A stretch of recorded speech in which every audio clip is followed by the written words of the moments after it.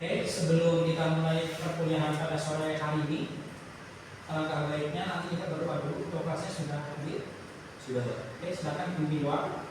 Baik teman-teman, sebelum kita mulai kegiatan pembelajaran pada sore hari ini, mari kita berdoa menurut kepercayaan dan juga doa masing-masing. Berdoa dimulai.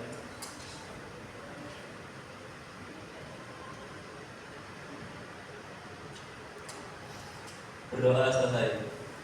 Bismillahirrahmanirrahim. Assalamualaikum warahmatullahi wabarakatuh. Waalaikumsalam warahmatullahi wabarakatuh. Bagaimana kabar kalian hari ini? Alhamdulillah baik. Sudah siap menerima perkuliahan pada sore hari ini? Siap. Berarti saya di mata kuliah terakhir ini kira-kira masih semangat atau tidak? Semangat. Oke ya, biar membuktikan kalian semangat, kita ice breaking terlebih dahulu ya. Oke, silakan berdiri di samping meja, di samping kursi kalian, ice breaking ya. Oke, ice breaking ini bertujuan untuk memberikan semangat ya, yang tadinya mungkin sudah mulai capek mau pulang, tapi karena masih ada 2 SKS pertemuan sore hari ini, berarti kita harus tetap dalam kondisi fit ya. Oke ya. Nanti pergerakannya ikuti saya. Yang pertama adalah kaki kanan. Ini digerakkan 1, 2, 3 ya. Nanti habis itu kiri sama ya. Kemudian setelah itu nanti kayak apa namanya? Ruku ya, ruku. Oke. Nah, oke ya. Oke, silakan dihitung ketua kelas dimulai dari sebelah kaki kanan.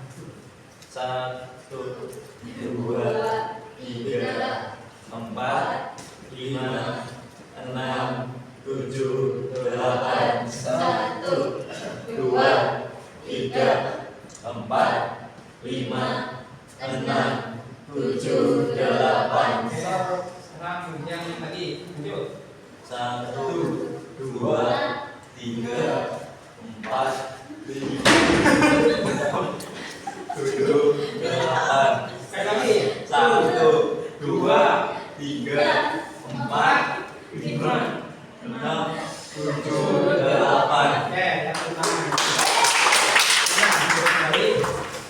Oke ya, gimana? Badannya sudah mendingan? Sudah. Menerima mata kuliah pada sore hari ini? Siap. Oke, ini merupakan materi pertama ya.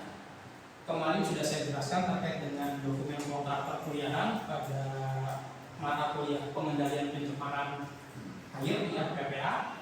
Kemudian untuk submaterinya kita akan membahas terkait dengan mengidentifikasi sumber pencemar air. Nah, kemudian ada tujuan pertemuan ya. Jadi kita pertemuannya adalah pertemuan kedua, mahasiswa mampu menerapkan prinsip-prinsip pencegahan pencemaran, pengolahan dan pemanfaatan limbah untuk kasus yang relevan.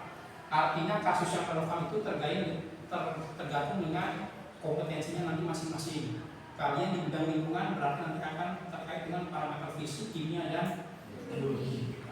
Kemudian dengan mengidentifikasi sumber pencemaran air limbah. Oke. Kemudian ini adalah nomor kode 0750422 2 SKS. Dan nanti kalian akan saya ampuh mulai dari materi pertama sampai dengan materi terakhir menjelang UAS.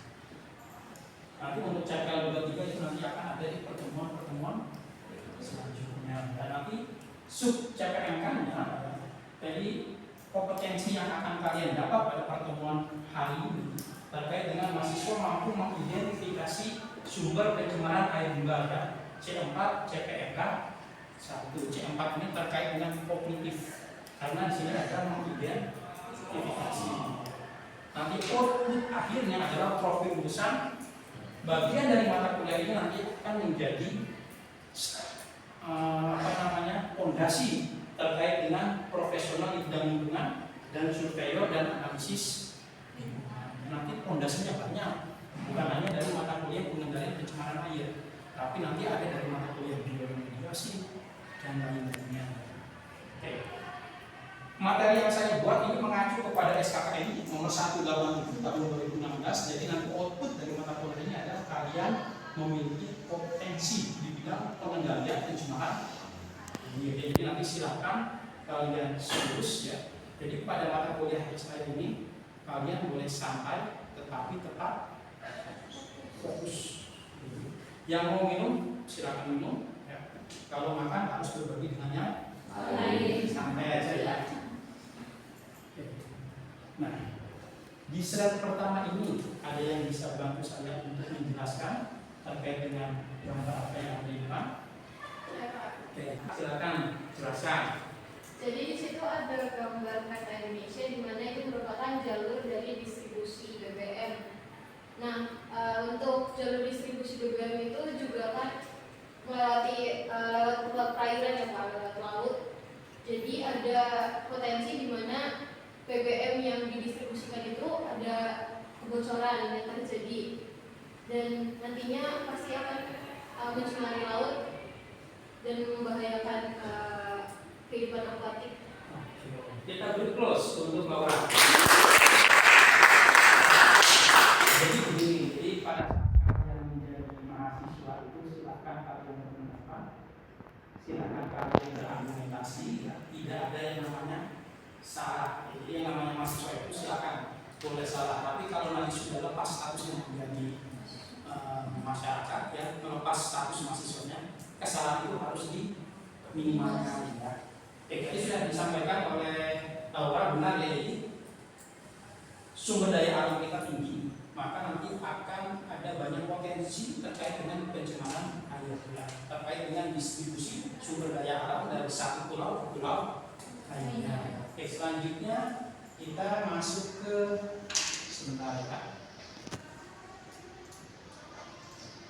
Slide yang kedua. Nah, di sini ada kasus aktual terkait dengan pencemaran air tanah pesisir dan lautnya. Jadi di sini adalah perairan terestrial, air darat, kemudian di sini ada air laut.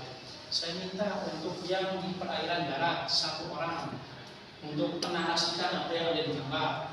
Ada yang bisa? Ya, silakan dijelaskan.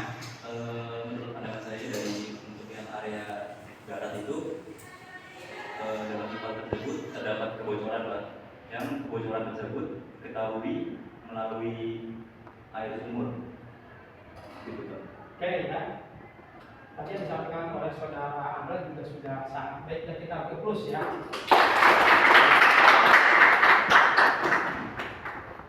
Oke, jadi ini adalah salah satu kasus di mana ada tangki ya yang mengalami kebocoran sehingga nanti akan teridentifikasi biasanya pada saat ada sumur bor ya, mungkin dengan kedalaman tertentu ya. Nah, kemudian ada kasus yang kedua di perairan oseanik.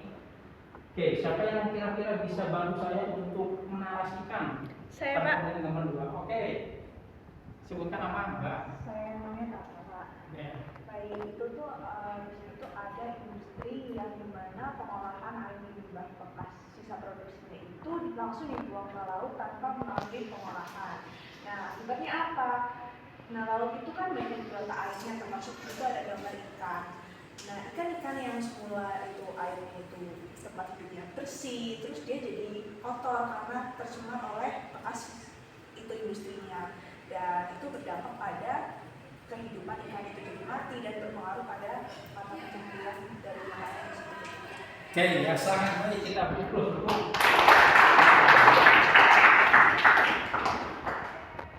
Oke, jadi sampai sini bisa dipahami terkait dengan kasus-kasus pencemaran air? Ada yang ditanyakan? Belum? Nah, sehingga dari mana sih sumber air limbah itu berasal? Kira-kira dari mana sumber air berasal? Kenapa Mas? Ya, sebenarnya saya Eka dengan NIM 23 Untuk sumber air limbah itu berasal dari limbah domestik Pak. Yang contohnya itu kayak bekas cucian pakaian, cucian buah-buahan, dan feses Pak. Oke, ya kita beri close. Sebelum kita mengetahui dari mana sumber air limbah itu berasal, kita harus paham dulu terkait dengan filosofinya ya. Jadi berdasarkan Arif dari 2016, limbah adalah buangan yang dihasilkan dari suatu proses produksi baik industri maupun domestik atau rumah tangga. Jadi suatu kegiatan ya, entah itu industri yang menghasilkan suatu produk pasti ada limbahnya, baik dalam bentuk cair, gas maupun padat. Ya. Kemudian berdasarkan Permen LHK nomor 5 tahun 2014 tentang baku mutu air limbah adalah sisa dari suatu usaha dan atau kegiatan yang berwujud cair. Ya. Kemudian kita akan masuk ke slide selanjutnya. Nah, sampailah pada slide terakhir, post test. Sebelum kita masuk ke post test, ada yang mau ditanyakan? Ada yang mau ditanyakan? Cukup? Oke. Kalau cukup berarti giliran saya yang akan bertanya dengan post test. Kalian akan menjawab dengan waktu kurang lebih 3 menit. Dan nanti pertanyaannya bisa kalian lihat sendiri. Kemudian nanti bisa kalian kerjakan dalam waktu 3 menit ya.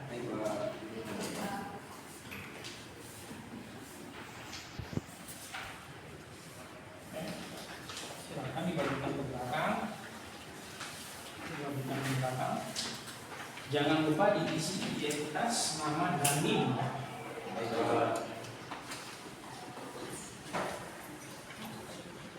Kalau sudah, silakan dikumpulkan di depan.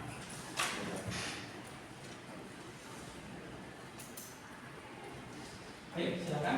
Waktunya sudah habis. Ya. Dikumpulkan di depan.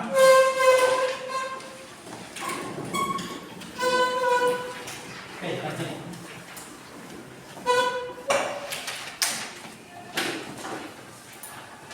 Jangan lupa diberi nama. Ayo, Pak.